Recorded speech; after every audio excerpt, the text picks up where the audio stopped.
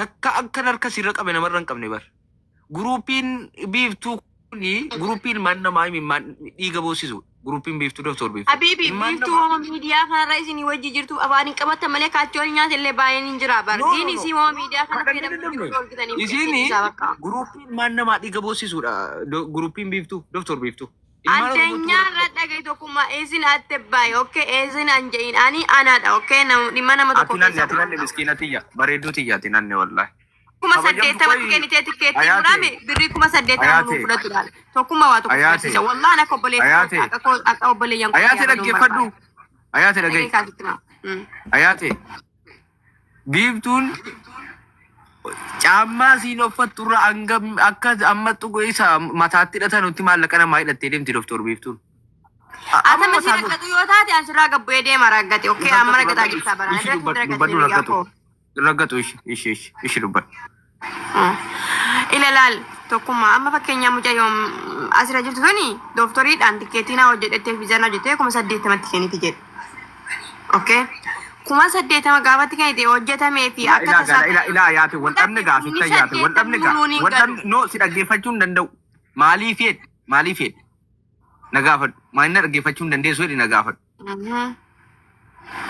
Waa'ee birrii mucaa kanaa of hirkaa biiftu ati riyaa kiyya birrii 5,000 of hirkaan sii kaffalaan jedheen gaayya irraa kutee maallaqa amma kana baafteetta ibtuu siin hin fedhii siitiin ala mucaa irraa kutee lakki miidhamti mucaan naan jette gaafa sana sagalee waraabameen harka jira sii galee biiftuun mucaa hin miidhamti dhiisi tokkuma naa miidhamtu yoo siin didde birrii 5,000 anatu galchaa fi birrii isa kana irraa baasi galchiif jennaan ishii naan jettee deemte yeroo san achii booda lamuumaa bilbila kaafti.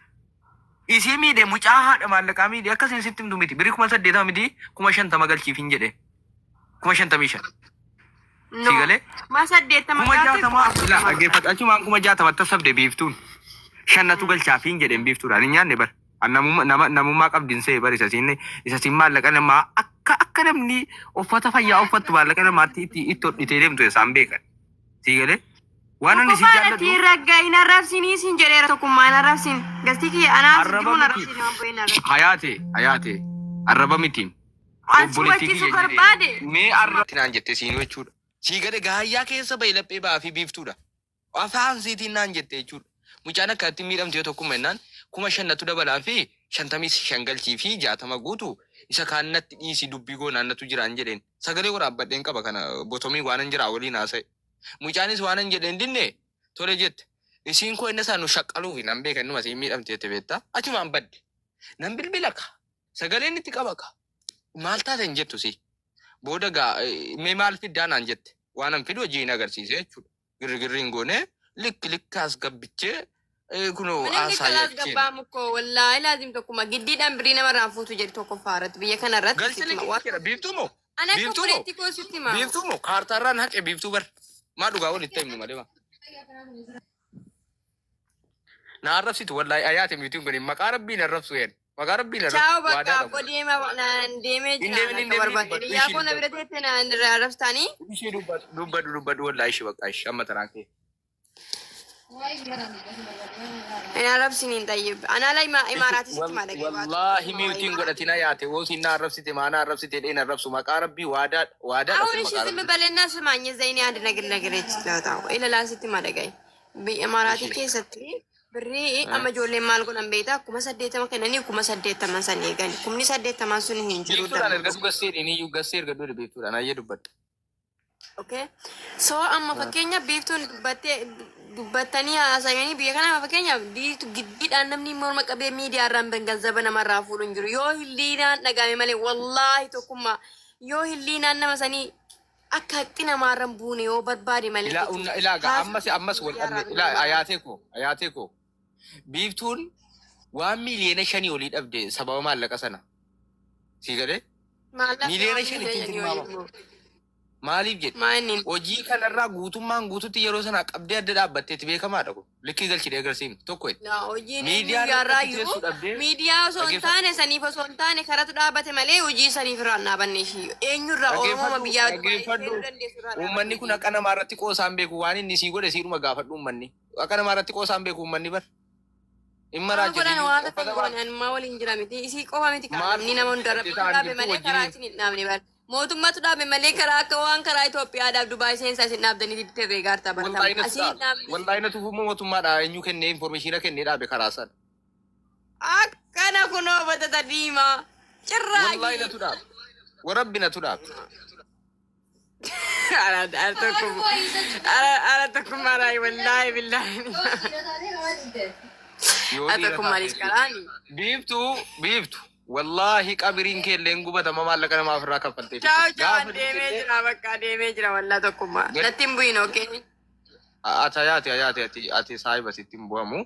Wallahi biiftu amma maallaqa namaa kaffaltutti inshallah qabrii kee irratti illee deemanii fi ibidda firfirsa. Wallahi billahi maallaqa namaa meekaappii natti dibattu maallaqa namaa uffannaa uffattu maallaqa namaa caammaa natti keewwattu maallaqa namaa. Wallahi billahi gaafa tiduute giimiin qabrii kee irratti dhufee firfirsaan bakka itti awwaalamtetti. Maal kun hin jedheen boo? Hanna daangaa darbe guruuppiin maafiyaa guruuppii biiftuu kana jechuudha. Doktor biiftuu. Wallahi billahi dhugaan isinitti hime. Guruuppiin doktor biiftuu mucaan amma maastar wajjin ba'u kuni saahiba doktor biiftuuti jechuudha. Guruuppii maafiyaa hanna irratti ija baafte jechuudha. Isaa gadaa restoraantu manatti kireessee jettee doktor haati faate. Ichiitiifti haati faate.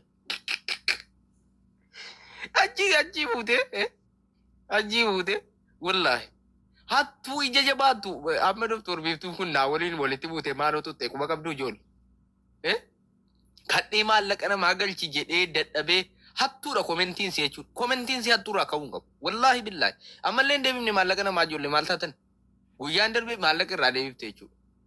Sini galee nama amma kana iyyitee dadhabdee dhiifta waan asi godhe ergite miti akkan itti shee karaa akkara jechuudha miidiyaa kana irratti. Sichi kan itti dhiibsuu dandaantaasii hin qabu bar. Si galee ilmoo namummaa kan kee namni sitti ilmaameera haqa namaa nyaattee dafqa ilmaan hiyyeessa gadi bu'i qo'e si sawwaratanii kottu gadi bu'e miskiina koo kottu gadi bu'i si sawwaratanii gadi bu'i. Maallaqa hiyyeessaa nyaattee si galee maallaqa hiyyeessaatiin meekaappii ofitti dibaa deemta jechuudha. An nama qulqulluu si bi'a doktor biiftuu mitti baal liiba akkanaan argina dhugaa rabbi. Imi hiyyeessa boosisuu wajjin si ganamaa galgal dafeensi qabe kan goonni kee dafeensi qabe. Nama akkanatti hanna irratti bobba'e hin argine biyya lafaa kana irratti. Guruuppiin si ilmaan Oromoo boosisan makuno. Guruuppiin maafiyaansi ilmaan Oromoo boosisaa jechuudha hanna irratti. Wallaahi. Irraa of eeggadhaa ijoollee. Leebinnati daangaa darbe akkasii ilmoo durbaataa raawwachuun kee cubbuudha jechuudha. Gaafa tiduute wallaahi boolla kee irratti dhufee ibidda giimii firfirsaa. Naa adabee sagalee gurguddannaan haadha ra'u. Tiiktookiin naa adabee hoppiliin godhaa. Naa adabeera tiiktookiin. Haadha naa adabde tiiktookiin. Amma garee nama maastarii dubbatu kun garee maafiyaa birrii ijoollee nyaattu. Mana jaataa keessa teesse jechuudha. Garee maafiyaa ijoollee birrii ijoollee nyaattuudha jechuudha. Ijoollee dhimimmaan dhiiga boosisiiftuudha jechuudha. Leebochi naachuu. Wallaahi billaahi. Garee leebaadha jechuudha. Garee ilmaan hiyyeessaa sabbata haadha hiyyeessaa irraa yaabte mana jaataa keessa teessee shiishaa ittiin tuttuudha jechuudha. Kan akka biiftuu kun leebochi naachuu. Wallaahi billaahi. Hattuu. Sabbata haadha imimmaan haadha hiyyeessaa tuutte akka shiishaatti jechuudha. Mana jaataa keessa teesse. Haadha ra'u. Deebisi maallaqa hiyyeessaa.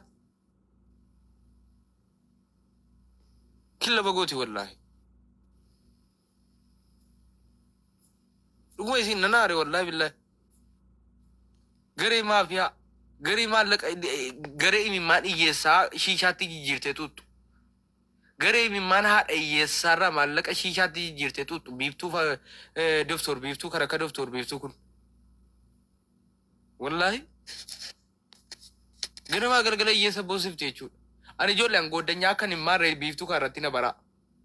Baay'ee natti turte dura. Maallaqa hiyyeessaatti garuu anfirooma seechumaan hangalchee jechuudha. Wallaahi billaahi. Gaafa sin maallaqa hiyyeessaa akka dadhabu lakkee aniifat hiriyaadha naan jette sin beekun jedhe wallaahi maallaqa hiyyeessaa dursa. Warra balkaabaa kanan jedhen sagalee siniifan fidan.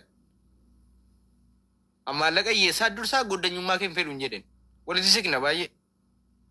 Walii bilbila baay'ee geemii abbaa fedhe viidiyoon hojjenne hin hojjedhee fi baraa kana dura baraa. Leeba. Afaan guuttattee na haara'usiti abu. Qo'ate walitti gadi baana miti uummatatti nama hojii kee aaraa fida. Baal namni aaraan ijoollee isa baranaa malee namni aaraan meeqa dhufee natti bate beektu. wallahi billahi namni haram meeqa dhufe natti bate